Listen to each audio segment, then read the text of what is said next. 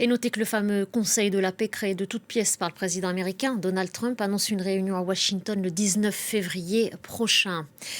On en vient à Cuba où le temps presse. L'île aux 9 millions d'habitants va bientôt épuiser ses réserves en énergie. Plus une goutte de pétrole n'est importée du Venezuela. Les Américains ont mis la pression. La crise est telle que l'île a dû renoncer ce week-end à son célèbre festival du cigare.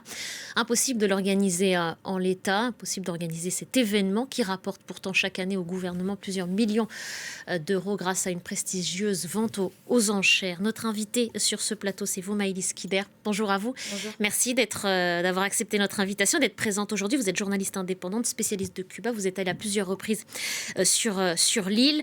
Les Nations Unies, Maïlis Kider, ont parlé d'un risque d'effondrement humanitaire. Le temps presse, les Nations Unies l'ont dit. Est-ce que c'est aussi le constat que vous avez fait lors de votre dernier voyage à l'automne dernier ? Oui, j'ai voyagé à plusieurs reprises à Cuba l'année dernière. On percevait déjà cette crise dont on parle tant aujourd'hui au vu de ce qui se passe depuis le 3 janvier. Les pénuries s'aggravent, mais ces pénuries, elles étaient déjà bien présentes l'année dernière, l'année d'avant et depuis plusieurs décennies. Pénurie de pétrole, il y a eu des pénuries de nourriture et de médicaments. Les pharmacies sont vides. Moi, c'est ce que j'ai constaté déjà l'année dernière. Là, les remontées de terrain que j'ai, c'est que la situation s'aggrave, mais qu'on n'a pas encore touché le fond. On n'est pas encore passé de l'autre côté, c'est-à-dire ce moment où il n'y a plus de pétrole. Il reste quelques jours de réserve de pétrole et c'est vraiment après ça qu'on ne sait pas ce qui va se passer. La Russie a annoncé qu'elle enverrait du pétrole, mais on ne sait pas en quelle quantité et ça sera sûrement très insuffisant pour combler les besoins. Ça veut dire que là, pour l'instant, les Cubains ont un sursis, une sorte de sursis devant eux. Vous parliez d'un délai de quelques jours et c'est vrai que ce sont les alertes qui sont émises. C'est que dans quelques jours, il n'y aura plus de réserve. On sait par ailleurs qu'il y a eu aussi un incendie dans une raffinerie à La Havane. Ça, c'est venu porter un coup aussi à ces maigres réserves de pétrole. Comment est-ce que les Cubains, ces femmes et ces hommes que vous avez rencontrés, comment est-ce qu'ils vivent ce qui est en train de se passer? Qu'est-ce qu'ils vous disent? Ils sont éreintés par la situation, comme on peut l'imaginer, surtout par les coupures de courant qui sont longues de plusieurs heures. À La Havane, elles s'aggravent. Elles étaient déjà longues, excusez-moi, de 5-6 heures par jour l'année dernière. Là, apparemment, ça atteint plus les 10, 11 heures, voire plus. En province, c'était déjà 20 heures de coupure de courant. Donc, bon, la situation est à peu près similaire. Les gens... Qu'est-ce qu'ils font aujourd'hui, les Cubains? Ils arrivent à aller travailler, on va bosser dans ces conditions? Ou alors l'urgence, c'est de pouvoir trouver de la nourriture? Alors le carburant, c'est plus compliqué, mais de manière très concrète, quand vous avez un réfrigérateur que vous ne pouvez plus activer, tout ce qui est l'intérieur finit complètement périmé. Donc à quoi ça ressemble aujourd'hui le quotidien des Cubains? C'est quoi l'urgence pour eux? L'urgence, il y a beaucoup d'urgence. L'urgence, c'est de trouver de la nourriture. Il y a de la nourriture. Alors, on n'est pas dans une situation de pénurie totale ou de famine, loin de là. Ou de Parce tension que, encore? parce que les entreprises privées ont été autorisées, ce qu'on appelle les MIPIMES, et elles importent en réalité une quantité assez importante de produits qui sont très chers, mais qui sont là. Il y a des magasins avec des denrées, on peut les acheter, mais à des prix qui sont parfois prohibitifs. Okay. Ensuite, pour le pétrole, bien sûr, pour le transport public et même pour les taxis privés, c'est compliqué parce que non seulement c'est très dur de se fournir en pétrole, il faut faire la queue pendant parfois plusieurs jours, voire semaines. Oui. Et en plus, les prix se répercutent sur les clients. Donc là, je crois que le prix des transports en taxi collectif a augmenté. Enfin voilà, tout ça va se répercuter aussi sur le coût de la vie et l'inflation. Est-ce que vous avez pu aussi visiter des hôpitaux? On sait qu'il y a une crise sanitaire, qu'il y a plusieurs épidémies, chikungunya, dengue, des médecins qui se retrouvent à accueillir des patients mais qui ne peuvent pas parce que matériellement, ils ne peuvent pas les soigner. Est-ce que vous en avez visité des hôpitaux sur l'île et dans quel état sont-ils? Les hôpitaux sont dans un état déplorable. Ils n'arrivent plus à soigner. En octobre, quand j'étais là-bas, on était en pleine épidémie de chikungunya, d'olopuche et d'autres maladies liées aux piqûres de moustiques. Tout mon entourage a été atteint. En fait, tout le monde l'avait. C'est simple. Tous mes amis, la famille de mes amis, etc., l'avaient. Et on voyait bien que les gens n'allaient même pas chez le médecin. puisqu'ils se disaient qu'est-ce qu'on va bien pouvoir nous donner. Ils restaient chez eux, ils buvaient de l'eau, ils essayaient de bien se nourrir, ils prenaient quand ils en avaient du Doliprane, enfin du paracétamol. Oui. Et voilà, mais les gens, ce que ça provoque, c'est que les gens vont de moins en moins à l'hôpital, donc il y a un évitement des soins. Les médecins manquent de tout, des seringues, des gants, des masques, des scanners. Les opérations sont reportées. Les gens qui sont atteints de cancer ne peuvent plus être soignés correctement. Enfin, c'est une catastrophe humanitaire. Et ça, pour être clair, cette catastrophe humanitaire, elle n'est pas du seul fait de ce que font les Américains depuis 2020. Déjà, la situation s'est aggravée dans le pays. Il y a une part de responsabilité aussi qui incombe à ce gouvernement en place.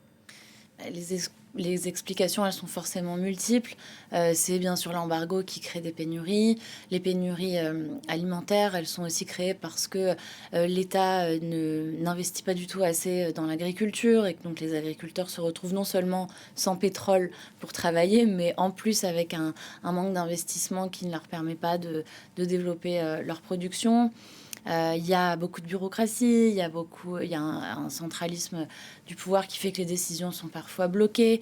Enfin, Des voilà. réformes qui ont échoué aussi, qui ont été faites, notamment en ce qui concerne la monnaie. Oui.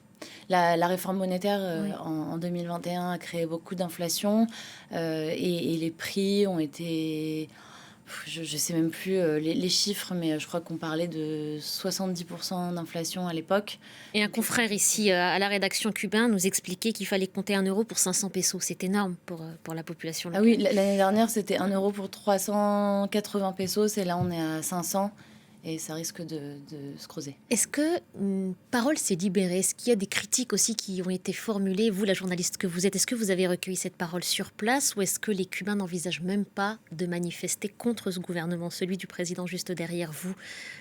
Bien sûr qu'il y a des critiques, enfin, je veux dire, sur l'île, les gens... Mais discrètement ou publiquement, on ose investir ça la rue dépend, pour le dire? ça dépend. Il y a les deux.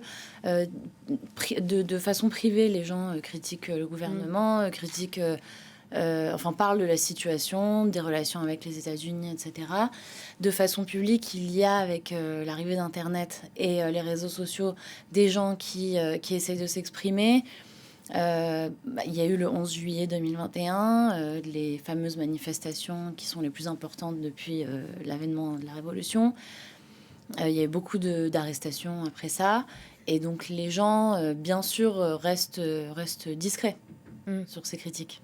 Le 24 janvier dernier, il y a eu une démonstration de force dans les rues de la Havane. Vous avez sans doute cette image en tête, on va peut-être la voir, mais voir des chars déployés dans la rue et cette manifestation militaire, c'était quoi, d'après vous, le message envoyé par le président aux Américains ou aux Cubains eux-mêmes pour dissuader la moindre contestation? Est-ce que vous avez senti une espèce de tension au sein du pouvoir qui fait qu'il peut y avoir aussi une prise de panique quand on voit que la population peut aussi se retourner contre ce pouvoir en place? Ah, mais bien sûr que le pouvoir cubain est tendu. Enfin, comment ne pas l'être dans un moment historique comme ça?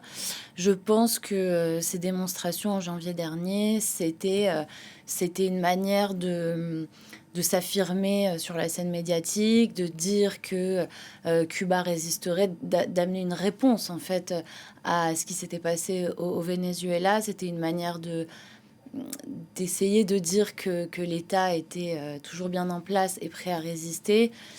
C'est difficile de résister face aux États-Unis et à l'armée des États-Unis, je pense, pour n'importe quelle armée au monde.